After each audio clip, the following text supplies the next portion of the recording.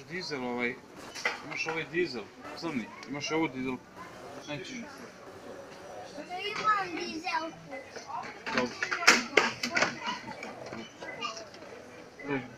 Ali ima svi različiti vozovi ovdje. Da vidim šta si izabrao. Pokreni mi. Šta je to?